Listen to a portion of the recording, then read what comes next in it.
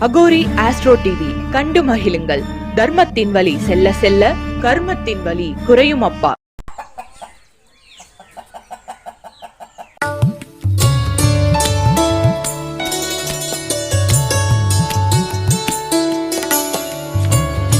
வாஸ்துக்கு பரிகாரம் இருக்கா அப்படின்னு நினைக்காதீங்க.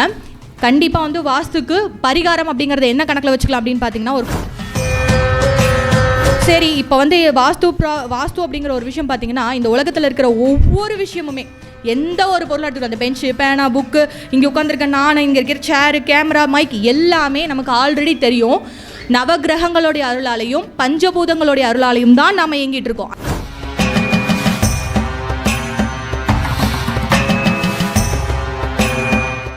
காலச்சக்கரத்துக்கு 4வது ராசி நம்ம பார்த்திங்கன்னா வீடு மனைக்கு உண்டான ராசி அதுன்னு சொல்லுவோம். நம்ம லக்னத்துக்கு 4ஆம் இடம் அப்படிங்கிறது நம்மளுடைய அந்த இடம் கெட்டு போயிருந்ததுன்னா,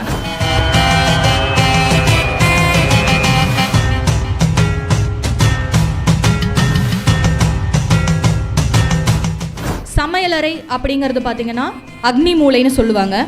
பேரே அக்னி மூலை, நெருப்பு. இந்த இடத்துல நெருப்புக்கு பதிலாக நீர் சம்பந்தப்பட்ட விஷயங்கள் அந்த இடத்துல இருக்குன்னா அப்போ யாருக்கு பிரச்சனை வரும்? மாணவி ஐஸ்வர்யா அவர்கள் பார்த்திங்கன்னா 9 கிரகங்களுக்கும் இப்போ வாஸ்துவில் உங்கள் ஜாதகத்தில் ஏதாச்சும் ஒரு கிரகம் கெட்டு போயிருக்கும்.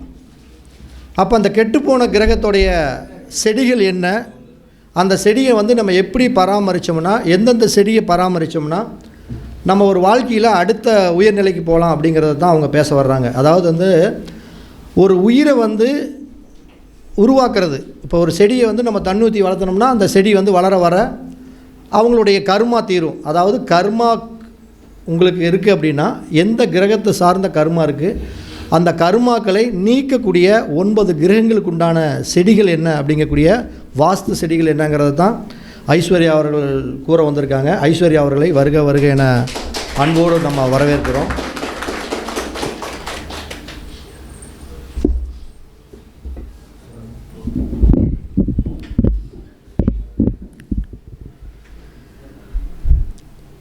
இன்று சரவணபவ ஜோதிட அறிவாலயத்துடைய 22வது சிறப்பு கருத்தரங்கம் மிக சிறப்பாக நடந்துட்டுருக்கு.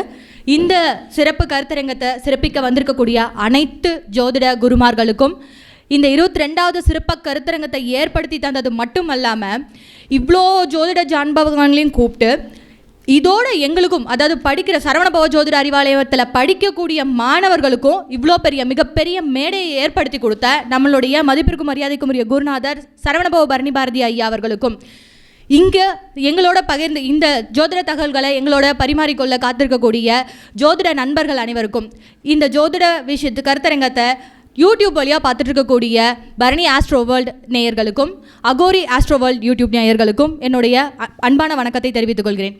இன்றைக்கி எனக்கு பேச கொடுத்துருக்க தலைப்பு என்ன அப்படின்னு பார்த்தீங்கன்னா, வாஸ்து ரீதியாக ஏதாவது ஒரு ப்ராப்ளம் வீட்டில். இன்றைக்கி எல்லாருமே பார்த்தீங்கன்னா 100% எல்லாருமே வாஸ்து பார்த்து தான் கட்டுறாங்க. இருக்குது இல்லை அதையெல்லாம் தாண்டி அவங்கவுங்களுக்குன்னு வரும்போது அவங்க செஞ்சுட்டு தான் இருக்காங்க.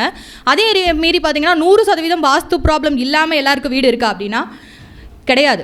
ஏதோ ஒரு விதத்தில் ஏதோ ஒரு பிரச்சனையில் அமைஞ்சிருது. எல்லாருக்குமே அப்படி இருக்கிறது இல்லையா? அப்படி அமைஞ்ச விஷயத்தை என்ன பண்ணலாம்? சடனாக இப்போ நம்ம ஒரு செடிகள் மூலிமா ஈஸியான, ரொம்ப பெரிய கஷ்டப்பட்டு நம்ம மெனக்கட்டு பண்ணணுங்கிறதே இல்லை.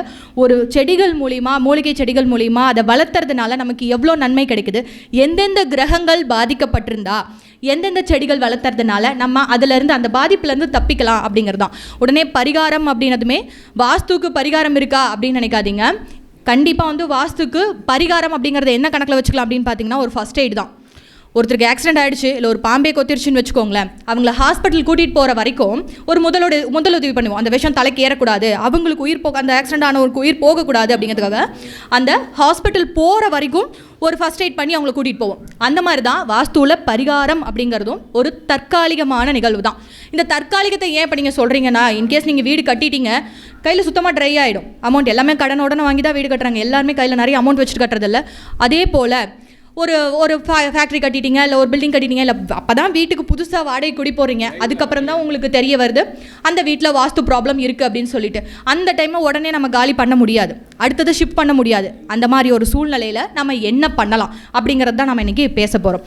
சரி, இப்போ வாஸ்து அப்படிங்கிற ஒரு விஷயம் பார்த்திங்கன்னா, இந்த உலகத்தில் இருக்கிற ஒவ்வொரு விஷயமுமே எந்த ஒரு பொருள் எடுத்துக்கணும், அந்த பெஞ்சு, பேனா, புக்கு, இங்கே உட்காந்துருக்க நான், இங்கே இருக்கிற சேரு, கேமரா, மைக் எல்லாமே நமக்கு ஆல்ரெடி தெரியும். நவகிரகங்களுடைய அருளாலையும் பஞ்சபூதங்களுடைய அருளாலையும் தான் நாம் இயங்கிட்டு இருக்கோம். அந்த கிரகங்களோட இன்றைக்கி நான் பேசுகிற பேச்சு, சொல்கிற சொல்லு, இது முதற்கொண்டு கிரகத்தோடைய அடிப்படையில் தான் வந்துட்டுருக்கு.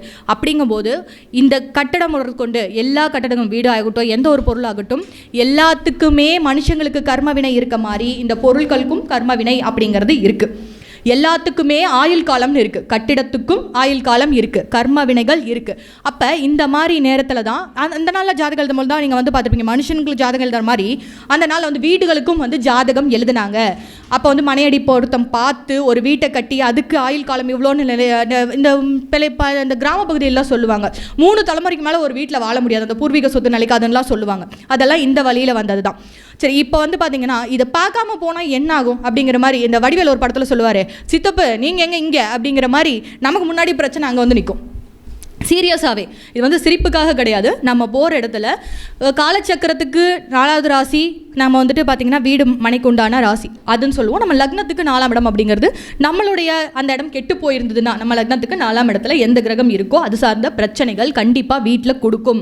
இதிலிருந்து தப்பிக்கிறதுக்கு, அதாவது தற்காலிகமாக நான் ஏற்கனவே சொன்ன மாதிரி இந்த வாஸ்து ரீதியான பரிகாரங்கள் எல்லாமே அந்த முதலுதவி அப்படிங்கிற கணக்கில் தான் நீங்கள் எடுத்துக்கணும், நிரந்தரம் கிடையாது. இதை எப்படி எளிமையாக சமாளிக்கலாம் அப்படிங்கிறதான். பெரிய பரிகார பூஜை இந்த மாதிரிலாம் எதுவும் இல்லாமல் என்ன பண்ணலாம் அப்படிங்கிறதான். இன்கேஸ் சூரியன் அப்படிங்கக்கூடிய பிரம்மஸ்தானம், வீட்டோட மத்திய பகுதி அப்படிங்கிறது தான் சூரியன், அந்த இடம் வெட்டுப்பட்டிருந்தா, ஹால் சொல்லுவாங்க இல்லையா, அந்த பிரம்மஸ்தானம் வெட்டுப்பட்டிருந்தா கண்டிப்பாக அந்த இடத்துல என்ன இருக்குன்னா அப்பாவுக்கும் மகனுக்கும் இருக்கக்கூடிய உறவு அந்த அளவுக்கு சிறப்பாக இருக்காது. உடல் உபாதைகள் ஏற்படும். தேவையில்லாத அந்த வீட்டில் இருக்கக்கூடிய ஆண்களுக்கு குடும்பத்தில் பிரச்சனைகள் வந்துகிட்டே இருக்கும். அப்போ இதை தடுக்க என்ன பண்ணலாம்? சூப்பரான ஐடியா என்னென்னா கத்தாழையை அந்த வீட்டில் நட்டு வைக்கிறது தான். வீட்டில் எங்கே இடம் இருக்கோ கத்தாழையை தொடர்ந்து வளர்த்திட்டு வந்தீங்க, அதை நல்லபடியாக பராமரிச்சுட்டு வந்தீங்க அப்படின்னா கண்டிப்பாக சூரியனால் ஏற்படக்கூடிய அந்த பிரச்சனை என்பது குறையும். சந்திரன் நம்ம எல்லாருக்குமே தெரிஞ்சது தான். என்னங்க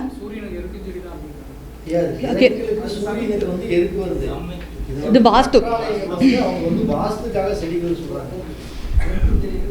ஒவ்வொரு கிரகங்களுக்கும் தனித்தனி செடி இருக்குது, அவங்க அந்த கேட்டகரி பேசல. இந்த கிரகங்கள் பார்த்துச்சா அந்த வாஸ்து கோளாறுக்காக மட்டும் வாஸ்து செடின்னு சொல்றாங்க. வாஸ்துக்கு வந்து கற்றாழை செடி வைக்க சொல்றாங்க, அவ்வளவுதான். அடுத்து பார்த்தீங்கன்னா சந்திரன், சமையலறை. நம்ம எல்லாருக்குமே தெரியும் சந்திரன்னாலே பெண்கள். சமையலறை அப்படிங்கிறது பார்த்தீங்கன்னா அக்னி மூலைன்னு சொல்லுவாங்க. பேரே அக்னி மூலை, நெருப்பு.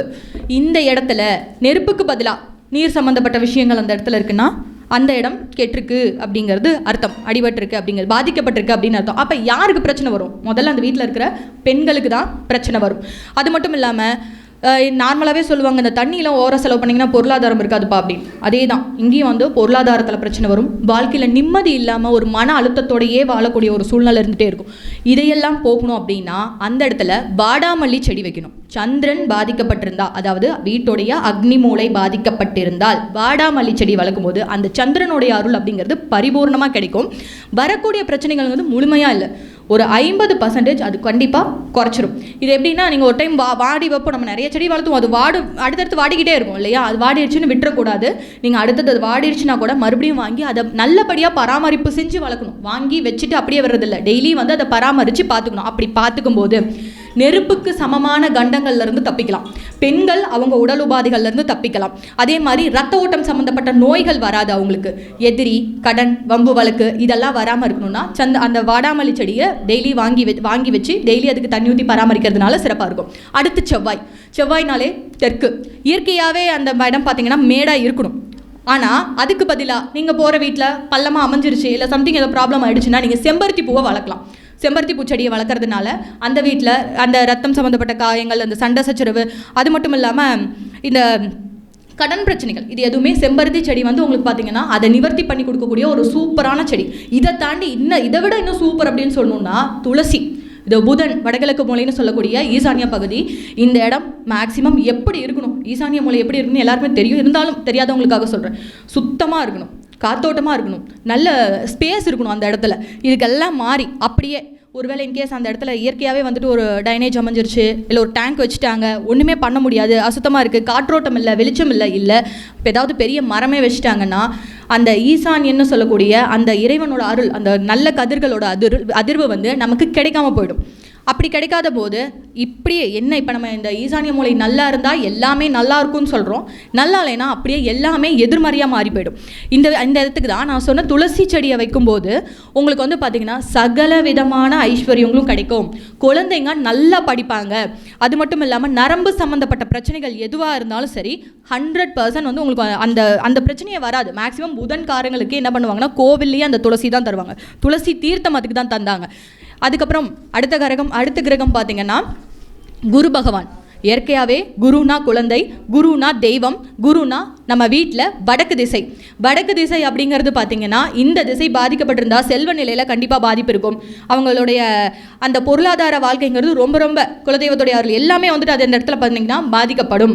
இந்த இடத்துக்கு இதை சரி பண்ணுறதுக்காக நம்ம என்ன பண்ணுவோம்னா லக்கி பேம்போன்னு சொல்லிட்டு அந்த மூங்கில் செடி ஒன்று பவுலில் வளர்த்துவாங்க, நீங்கள் கூகுளில் செக் பண்ணிங்கன்னா தெரியும் சின்னதாக. இந்த செடி வாங்கி வைக்கும்போது குரு பகவானுடைய அருள் கண்டிப்பாக கிடைக்கும். வரக்கூடிய அந்த செல்வ நிலையில் வரக்கூடிய பாதிப்பு அப்படிங்கிறது கட்டாயமாக குறையும். அடுத்து சனி பகவான் மேற்கு மூலை. இந்த மேற்கு மூலையில் சனி பகவான் பாதிக்கப்பட்டு இருந்தால் நம்ம எல்லாம் எப்படி இருப்பார்னா ரொம்ப ரொம்ப முக்கியமான ஒரு விஷயம், ஆயுள் பயத்தை கொடுக்கும், சோம்பேறி தன்மையை கொடுக்கும், பணப்பற்றாக்குறையை கண்டிப்பாக ஏற்படுத்தும், வேலையில் ஒரு மந்த சூழ்நிலையை கொடுக்கும். இந்த சூழ்நிலை வராமல் இருக்கணும்னா சங்குப்பூவை நீங்கள் உங்கள் வீட்டில் எந்த இடத்துல வேணாலும் வச்சு வளர்க்கலாம். தொடர்ந்து அதை பராமரித்து வரும்போது இந்த பிரச்சனைகள், அதாவது ஆயுள் பயம் நீங்கும், பணப்பற்றாக்குறைங்கிறது குறையும், சோம்பேறித்தனம் இருக்காது, வேலையில் மந்தத்தன்மை இருக்காது. இது எல்லாமே உங்களுக்கு வந்து இந்த சங்குப்பூ வளர்க்கறதுனால சிறப்பாக இருக்கும். அடுத்து சங்குப்பூ.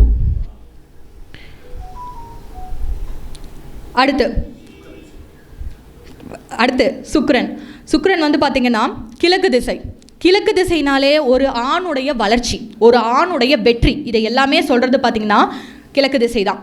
இது சிறப்பாக இருக்கணும்னா, அதாவது கெட்டிருக்கு அப்படிங்கிற பட்சத்தில் நீங்கள் வீட்டில் வந்து கோழிக்கொண்டு பூ வச்சு வளர்க்கலாம். நம்ம வெளியில் கிராம பகுதியில் பார்த்துருப்போம். இந்த பூவை நீங்கள் வளர்க்கறதுனால எல்லா விதமான ஐஸ்வர்யமும் கிடைக்கும், கண் பார்வை நல்லாயிருக்கும், சுறுசுறுப்பாக இருப்பாங்க. ஒரு வீட்டில் கிழக்கு திசை நல்லா இருந்தால் அந்த வீட்டில் இருக்கக்கூடிய ஆண் மகனுடைய வளர்ச்சி அப்படிங்கிறதும் அடுத்தடுத்த சந்ததியினுடைய வளர்ச்சி அப்படிங்கிறதும் சூப்பராக இருக்கும். இது இல்லாமல் வண்டி வாகனம் சம்மந்தப்பட்ட விபத்துகள் ஏற்படுற மாதிரி இருக்கிறதெல்லாம் வந்து பார்த்திங்கன்னா தடுத்துரும். அது மட்டும் இல்லாமல் வீட்டில் தாம்பத்திய வாழ்க்கை அப்படிங்கிறதும் ரொம்ப சிறப்பாக இருக்கும். இது எல்லாமே வந்துட்டு இப்போ நான் சொல்கிற செடி எல்லாமே வாங்கிட்டோம் வச்சுட்டோன்னு இல்லாமல் அதை முறையாக பராமரிக்கணும். இன்கேஸ் வாடி போனாலும் திரும்ப நீங்கள் வாங்கி வளர்க்கணும். ஏன்னா அந்த கர்மாங்கிறது அதை வளர்த்த விடாது. ஏன்னா நம்ம கர்ம வினையினால தான் நம்ம எல்லாத்தையும் அனுபவிக்கவே வந்திருக்கோம். அது நம்மளை நெருங்கி வருது அப்படிங்கக்குள்ளே இங்கே நம்மளை செய்ய விடாது இல்லையா? ஸோ அடுத்தது நீங்கள் மறுபடியும் இதை செய்யும் போது உங்களுக்கு அந்த கர்ம வினையினால் வரக்கூடிய பாதிப்புகள் குறையும். அடுத்து ராகு, தென்மேற்கு திசை. ராகுனாலே மேடு, தென்மேற்கு திசைனாலே மேடு, இயற்கையாகவே அது மேடு தான். அந்த இடம் பள்ளமாக போயிட்டா எப்படி இருக்கும்னா கன்னி பெண்கள் அவங்களுடைய ஒழுக்கம் சார்ந்த விஷயங்களில் பிரச்சனை ஏற்படும். ரொம்ப பிடிவாதமாக இருப்பாங்க, ஒழுக்க குறைவான விஷயங்கள், அதாவது பார்த்திங்கன்னா காதல் திருமணம் நடறது, இதெல்லாம் பார்த்திங்கன்னா தென்மேற்கு திசை பாதிக்கப்பட்டிருக்க வீட்டில் தான் இந்த பெண்கள் வந்து சொல் பேச்சு கேட்காம பிடிவாதம் பிடிக்கிறது, காதல் திருமணம் நடக்கிறது, இது எல்லாமே வந்துட்டு பார்த்திங்கன்னா நடக்கும். இதே ஆண்களுக்காக எடுத்துக்கிட்டிங்கன்னா ராகுனாலே போதை, அந்த ஆசைகள் அதிகம் இருக்கக்கூடியது. அப்போ அவங்க வந்து தண்ணி, சீட்டாட்டம், இந்த மாதிரி கெட்ட விஷயங்களுக்கு நடத்தை தவறி போகக்கூடிய விஷயங்களை தரக்கூடிய இடம் தான் அந்த தென்மேற்கு மூலை கெட்டிருந்தால் நடக்கும். இந்த இடத்துல பார்த்திங்கன்னா ராகு பகவானுக்கு உரிய செடி அப்படின்னு பார்த்திங்கன்னா மருதாணி செடி. எல்லா சௌபாகியத்தையும் கொடுக்கக்கூடியது. அந்த நாளெல்லாம் வீட்டுக்கு வீடு பார்த்திங்கன்னா கிராமப்புறங்களில் மருதாணி செடியை அவசியம் வளர்த்துக்கிட்டே இருந்தாங்க, எல்லா வீட்லேயும் இருக்கும். ஆனால் இன்றைக்கி காலகட்டம் மாறிடுச்சு. ஸோ அதோட முக்கியத்துவம் அப்படிங்கிறது யாருக்குமே தெரியறதில்லை. அடுத்து வடமேற்கு திசை கேது. இது கேதுவுக்குண்டான திசை, இது காற்று திசை, இது நிரந்தரமே இல்லாத ஒரு மூலை. ஒரு வீட்டில் உங்களால் இருக்கவே முடியல. நான் வந்து வாடகை வீட்டில் இருந்தப்போ கூட சந்தோஷமாக இருந்தேன். நான் சின்னதாக ஒரு வாடகை வீட்டில் கூட இருக்கும்போது கூட சந்தோஷமாக இருந்தேன். நான் கஷ்டப்பட்டு வீடு கட்டி நான் ஒரு வீட்டுக்கு வந்து சண்டை சச்சரவு, வீட்டை விட்டு ஓடி போயிடலாம் போல இருக்குப்பா, சிக்கலாக இருக்கு. வீட்டுக்குள்ளே எப்பயுமே சண்டை சச்சரவு, சிக்கலாக, மன அழுத்தத்தோடு இருக்கிறது, இது எல்லாமே கொடுக்கறது பார்த்திங்கன்னா அந்த கேது வடமேற்கு மூலை பாதிக்கப்பட்டிருந்தால் இது கண்டிப்பாக நடக்கும். இந்த கேதுவுக்கு உண்டான செடி அப்படின்னு பார்த்தீங்கன்னா தொட்டாசுருங்கி செடி. இதை டெய்லி காலையில் எந்திரிச்சு ஒரு முறை தொட்டுட்டு அதுக்கு தண்ணி ஊற்றி நீங்கள் பராமரிச்சுட்டு வந்தீங்கன்னா இந்த கேதுனால் வரக்கூடிய சிக்கல்கள், சண்டை சச்சரவு, பிரச்சனை, கோர்ட்டு கேஸ் சம்மந்தப்பட்ட விஷயம், இது எல்லாமே உங்களுக்கு தடை செய்யப்படும். இதை தொடர்ந்து நீங்கள் ரெகுலராக செய்யும்போது உங்களுடைய வாழ்வாதாரத்தில் முன்னேற்றம் வர்றது, இது வரைக்கும் இது தெரியலனா கூட இனிமே ஃபாலோ பண்ணும்போது உங்கள் வாழ்வாதாரத்தில் நிறைய மாற்றங்களும் முன்னேற்றங்களும் வர்றது நீங்கள் கண்கூட பார்க்கலாம். ஒரு விஷயம் நம்ம இந்த இடத்துல இப்போ இந்த செடிகள் வாங்குகிறோம், வளர்க்குறோம், சரி, இது எல்லாமே ஒரு குறிப்பிட்ட காலகட்டம் தான். நான் திரும்ப சொல்கிறேன், பரிகாரம் அப்படிங்கிறது எல்லா விஷயத்தையும் பரிகாரத்தால் சரி பண்ணிட முடியுமானா கண்டிப்பாக முடியாது. அப்படி இருந்தால் எதை வேணால் பண்ணிவிட்டு பரிகாரம் பண்ணிவிட்டு தப்பிச்சுக்கலாம். சரியா? பரிகாரம் அப்படிங்கிறது ஒரு முதலுதவியே. வரக்கூடிய பிரச்சனையோடைய வேகத்தை குறைக்கும், பாதியாக குறைக்கும். குறிப்பிட்ட நேரத்தில் இப்போ நான் ஏற்கனவே சொன்ன மாதிரி ஒரு புது வீடு கட்டியிருக்கீங்க, உடனே மாற்ற முடியாது. ஒரு வாடகை வீட்டுக்கு போகிறீங்க, உடனே மாற்ற முடியாது. இன்கேஸ் உங்கள் கையில் அமௌண்ட் இல்லை, ஏதோ ஒரு சூழ்நிலை இருக்கும், அதை மாற்ற முடியாதுங்கிற பட்சத்தில் இந்த பரிகாரங்கள் நீங்கள் ஃபாலோ பண்ணிங்கன்னா 100% உங்களுக்கு வந்து பார்த்திங்கன்னா ஹெல்ப் பண்ணும். அதில் எந்த வித மாற்றமும் கிடையாது. இது ஏன் இவ்வளோ அழுத்தமாக சொல்கிறேன் அப்படின்னு பார்த்தீங்கன்னா, ஏன்னா எங்களுடைய குருநாதர், எங்களோட பரணி பாரதி ஐயா அப்படிங்கிறவர் ஏகப்பட்ட வீடு, ஒன்று கொஞ்சம் நஞ்சம் கிடையாது. அவருடைய அனுபவங்கிறது அவ்வளோ இது. அது அனுபவங்கிறத விட அவரோட ஆராய்ச்சி, விடிய அவர் செஞ்ச முயற்சி, அதுக்கு எல்லாமே ஈக்குவலாக எடுத்து இந்த எசன்ஸை எங்களுக்கு கொடுத்துருக்காரு. இதில் சொல்கிற எல்லா விஷயமும் வந்து பார்த்திங்கன்னா சும்மா ஏதோ ஒரு புக்கை பார்த்துட்டு படிச்சுட்டு சொல்கிற விஷயமே கிடையாது. அவருடைய அனுபவத்தில், அவர் எடுத்த குறிப்பில், அதை எங்களுக்கு கொடுத்து நாங்களும் பார்த்த விதத்தில் உங்களுக்கு தரக்கூடிய உண்மை தான். நிஜமாவே எங்களுக்கு இப்படிப்பட்ட ஒரு குருநாதர் கிடைக்கிறதுக்கு நாங்கள் தான் கொடுத்து வச்சுருக்கோம். இன்றைக்கி பேசுகிறதுக்காக எல்லாருமே வந்துட்டு இன்றைக்கி எல்லாருமே எங்கள் சாரை பற்றி சொன்னாங்க. அவங்க சொன்னதில் வந்து பார்த்திங்கன்னா பார்க்குறவங்களுக்கு வந்து இது புதுசாக இருக்கலாம், இல்லை அவங்களுக்காக பேசுகிறாங்கன்னு இருக்கலாம். அப்படி கிடையவே கிடையாது. 100% இங்கே நடந்துட்டு இருக்கிறது எல்லாமே உங்கள் கண்ணு முன்னாடி. இன்றைக்கி கூட பார்த்திங்கல்ல, ஃபீஸ் கட்ட அந்த மாணவர்கள் செலக்ட் பண்ணதுலேருந்து எல்லாமே பாதிக்கு பாதி ஃபீஸ்லேருந்து இப்போ அவங்களுக்கு மாணவர்களுக்கு சப்போர்ட் பண்ணுறதுலேருந்து இன்றைக்கி எத்தனை பேர் எல்லாமே வந்துட்டு மாணவர்களுக்கு அந்த மேடை ஏற்றி தராங்க அப்படின்னு எனக்கு தெரியல.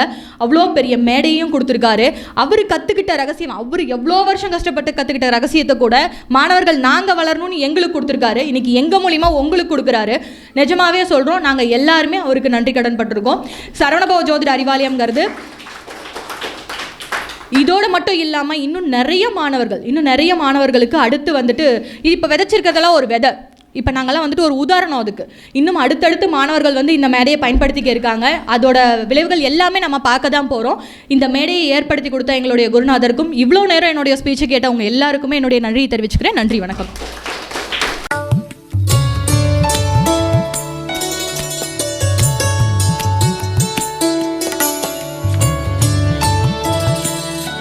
அகோரி ஆஸ்ட்ரோ டிவி கண்டு மகிழுங்கள். தர்மத்தின் வழி செல்ல செல்ல கர்மத்தின் வழி குறையும்.